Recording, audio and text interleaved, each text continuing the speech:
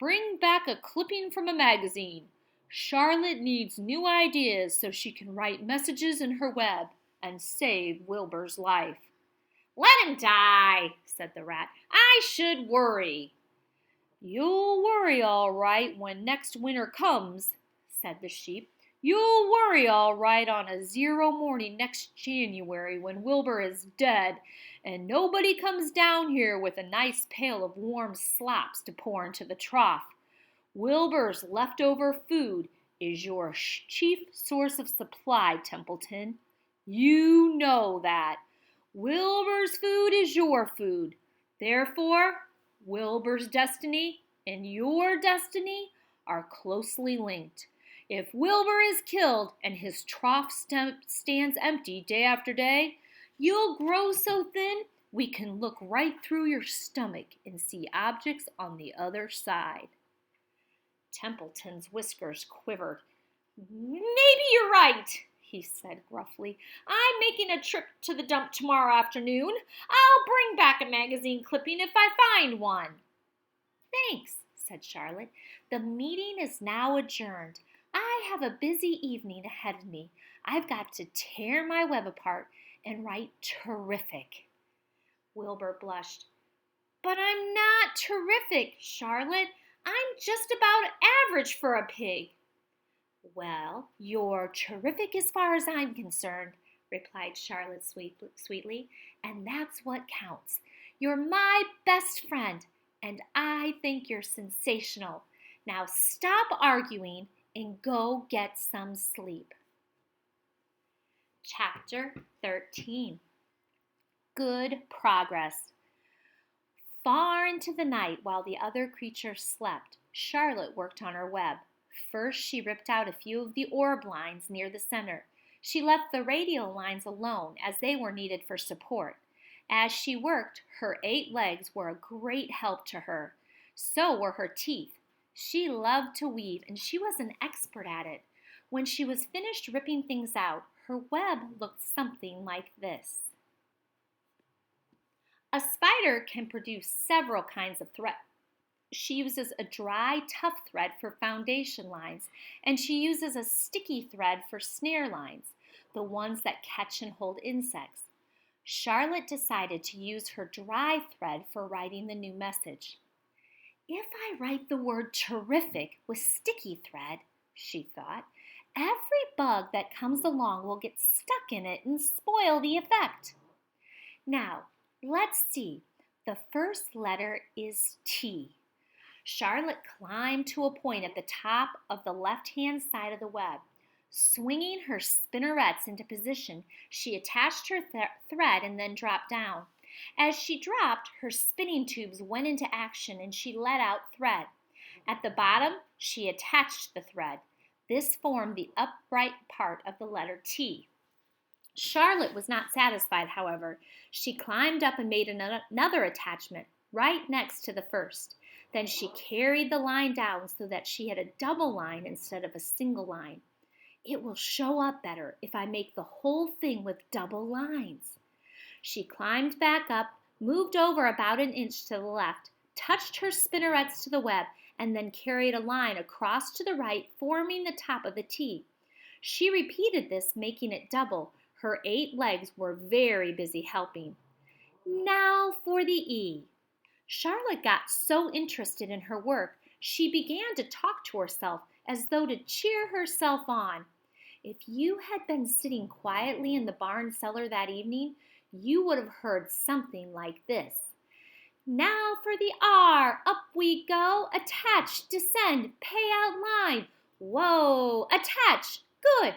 Up you go. Repeat. Attach, descend, pay out line. Whoa, girl. Steady now. Attach, climb, attach. Over to the right, pay out line, attach. Now right down and swing that loop, and around and around. Now into the left. Attach, climb, repeat. Okay, easy. Keep those lines together. Now then, out and down for the leg of the R. Pay out line. Whoa. Attach. Ascend. Repeat. Good girl." And so, talking to herself, the spider worked at her difficult task. When it was completed, she felt hungry. She ate a small bug that she had been saving. Then she slept. Next morning, Wilbur arose and stood beneath the web. He breathed the morning air into his lungs. Drops of dew catching the sun made the web stand out clearly. When Lurvy arrived with breakfast, there was the handsome pig, and over him, woven neatly in block letters, was the word terrific. Another miracle! Lurvy rushed and called Mr. Zuckerman.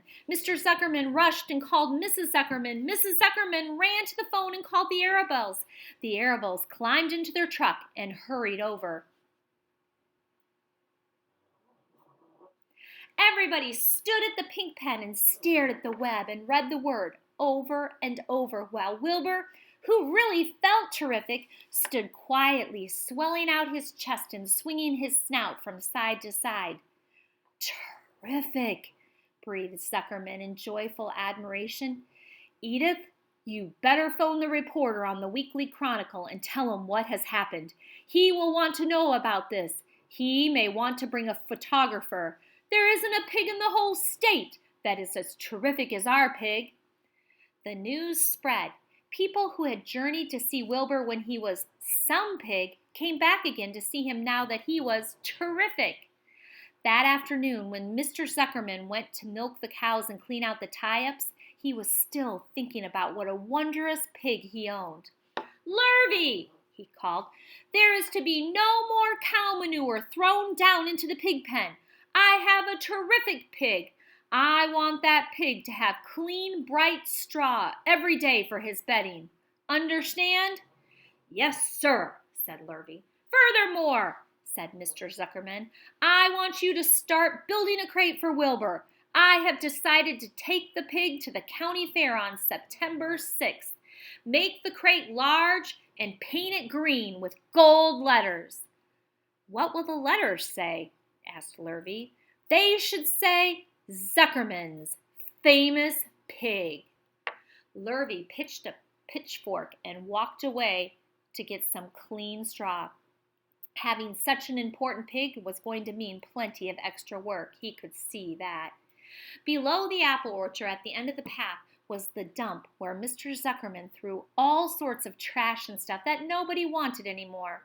Here, in a small clearing hidden by the young alders and the wild raspberry bushes, was an astonishing pile of bottles and empty tin cans and dirty rags and bits of metal and broken bottles and broken hinges and broken springs and dead batteries and last month's magazines and old discarded dish mops and tattered overalls and rusty spikes and leaky pails and forgotten stoppers and useless junk of all kinds, including a wrong-sized crank for a broken ice cream freezer. Templeton knew the dump and liked it. There were good hiding places there, excellent cover for a rat, and there was usually a tin can with food still clinging to the inside. Templeton was down there now, rummaging around.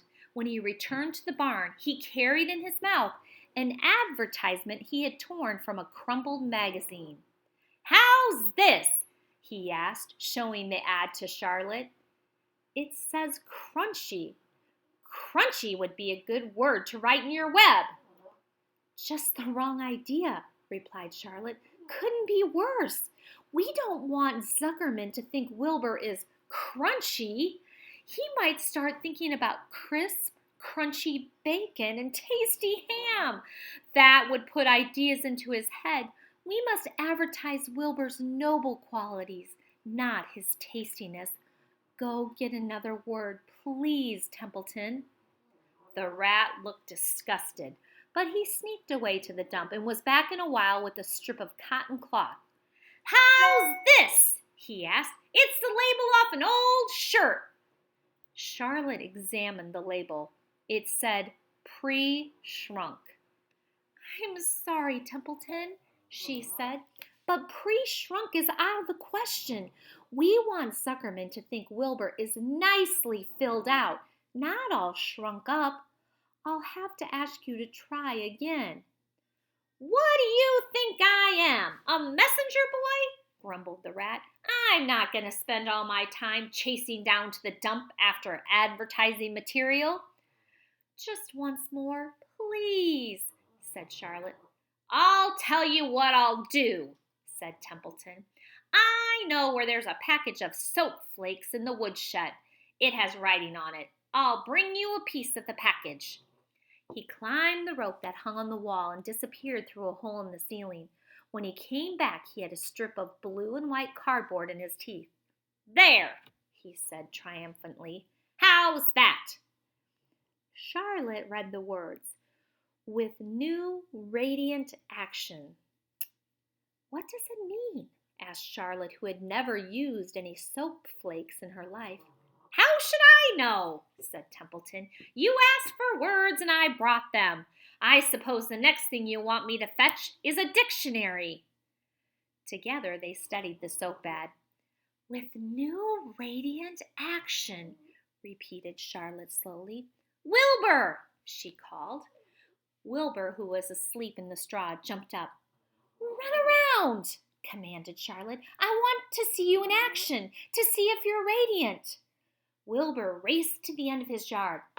Now back again, faster, said Charlotte. Wilbur galloped back. His skin shone, his tail a fine, tight curl in it. Jump into the air, cried Charlotte. Wilbur jumped as high as he could. Keep your knees straight and touch the ground with your ears, called Charlotte. Wilbur obeyed. Do a backflip with a half twist in it, cried Charlotte. Wilbur went over backwards, writhing and twisting as he went. Okay, Wilbur, said Charlotte. You can go back to sleep. Okay, Templeton, the soap ad will do, I guess. I'm not sure Wilbur's action is exactly radiant, but it's interesting. Actually, said Wilbur, I feel radiant. Do you? Said Charlotte, looking at him with affection. Well, you're a good little pig, and radiant you shall be. I'm in this thing pretty deep now. I might as well go the limit. Tired from his romp, Wilbur lay down in his clean straw. He closed his eyes. The straw seemed scratchy, not as comfortable as the cow manure, which was always delightfully soft to lie in. So he pushed the straw to one side and stretched out in the manure. Wilbur sighed. It had been a busy day, his first day of being terrific. Dozens of people had visited his yard during the afternoon, and he had had to stand and pose, looking as terrific as he could. Now he was tired. Fern had arrived and seated herself quietly on her stool in the corner. Tell me a story, Charlotte, said Wilbur as he lay waiting for sleep to come. Tell me a story. So Charlotte, although she too was tired, did what Wilbur wanted. Once upon a time, she began, I had a beautiful cousin who managed to build a web across a small stream. One day, a tiny fish leaped into the air and got tangled in the web. My cousin, who was very much surprised, of course, the fish was thrashing wildly. My cousin hardly dared tackle it, but she did. She swooped down and threw great masses of wrapping material around the fish and fought bravely to capture it. Did she succeed? Asked Wilbur. It was a never-to-be-forgotten battle, said Charlotte. There was the fish, caught only by one fin, and its tail wildly thrashing and shining in the sun. There was the web, sagging dangerously under the weight of the fish. How much did the fish weigh? Asked Wilbur eagerly. I don't know, said Charlotte. There was my cousin, slipping in, dodging out, beaten mercilessly over the head by the wildly thrashing fish, dancing in, dancing out, throwing her threads and fighting hard. First she threw a left around the tail. The fish lashed back. Then a left to the tail and a right to the midsection. The fish lashed back. Then she dodged to one side and threw a right and another right to the fin, then a hard left to the head, while the web swayed and stretched. Then what happened? Asked Wilbur. Nothing, said Charlotte. "The fish lost the fight. My cousin wrapped it so tight it couldn't budge." "Then what happened?" asked Wilbur. "Nothing," said Charlotte. "My cousin kept the fish for a while, and then when she got good and ready, she ate it." "Tell me another story," begged Wilbur. So Charlotte told him about another cousin of hers who was an aeronaut. "What is an aeronaut?" asked Wilbur. "A balloonist," said Charlotte. "My cousin used to stand on her head and let out enough thread to form a balloon. Then she'd let go and be lifted into the air and carried upward on the warm wind." "Is that true?" asked Wilbur, "or are you just making it up?" "It's true," replied Charlotte. "I have some very remarkable cousins. And now, Wilbur, it's time you went to sleep." "Sing something," begged Wilbur, closing his eyes. So Charlotte sang a lullaby while crickets chirped in the grass and the barn grew dark. This was the song she sang. "Sleep, sleep, my love, my only, deep, deep in the dung and the dark. Be not afraid and be not lonely.